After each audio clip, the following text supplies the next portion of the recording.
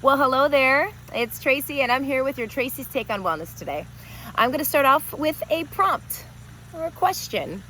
I'm going to include myself in that also because I wouldn't share with you anything that I don't practice or have at least given my due diligence to introducing a modality into the current season that I'm in, and then determining if that modality is something that is going to fit for the season that I'm in, or it's something I'll come back to. And that prompt is going to be, how have we, myself included, or personally, like how have you utilized these practices lately? I'm going to rattle a few off that come to the top of my mind, and maybe you think about them right along with me. Maybe see what light goes off, or maybe there's something new here for you today. That's what this is all about, exploring modalities that maybe you haven't given much thought to, or you didn't see much value in them. But maybe something in my share can inspire you to maybe come back to that modality, to practice it through discipline and repetition, and give it an opportunity to manifest, give it an opportunity to work in the season that you're in towards your wellness. So here we go. The practice of reflection, gratitude. When was the last time you practiced gratitude? How about visualization or manifestation? Stillness, as I always will call my time there, and quiet. Some of you may refer to it as meditation, prayer, devotions. What about the practice of journaling, actually writing, getting out of your head as opposed to in it? There's value in both, and I use both. It's just about when to introduce it and how to introduce it. And it comes back to awareness and why. So, are these disciplines, are these practices that you would put in the category of wellness? Why or why not? I think for so long, I undervalued it because I didn't understand it. I was always someone that just went go, go, go, go. This is my time before Texas, so maybe 10 years ago. If I wasn't constantly in motion or constantly busy or constantly feeling like I was burning myself out, I felt like I wasn't doing enough. There was guilt and shame there, which is so silly, because the more that I explore the modality and the practice of stillness and awareness, the more my wellness has improved. And I think for me, and probably for many of you, and this is where I'll kind of lean into today, is being able to pause, being able to come to a place of understanding that stillness is still movement. So when I speak to movement, now exercise can be movement, but not all exercise is movement, right? I used to define movement, or I should say anything that was worth doing in movement, as exercise, high intensity, heart rate, all the time. And then I learned, and I've come to a place of movement, or I've come to a definition and a point of view and a lifestyle where movement can be movement really in any modality if you're intentional with it. So when I share with you today, when I tell you, it wasn't until I started learning how to practice, and I say practice because it's still a practice.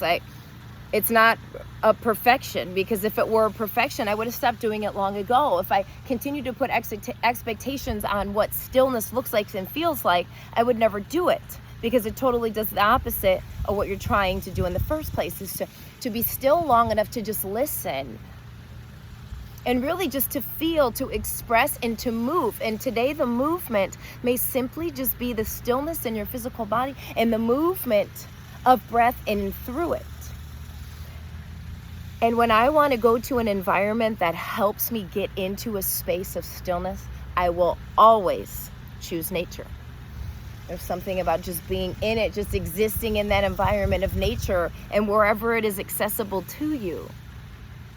It's a place for me that my body remembers, and that my mind and my being, I think my heart and my soul crave it. So when I go without it, nature, when I go without stillness, it shows up in ways, and it manifests in ways that are not always conducive to my well-being.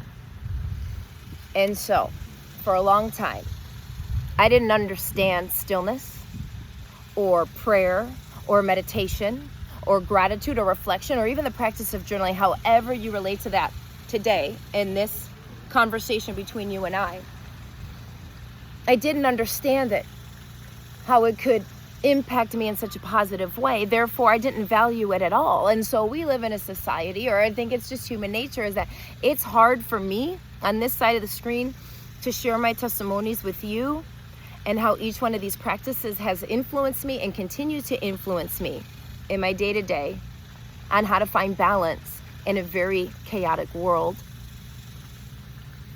But maybe there's a seed I can plant, or something I can say, or an energy that is shared through the screen that will maybe bring you to a place of curiosity, of being able to maybe come back and fall on a word such as prayer or gratitude or meditation.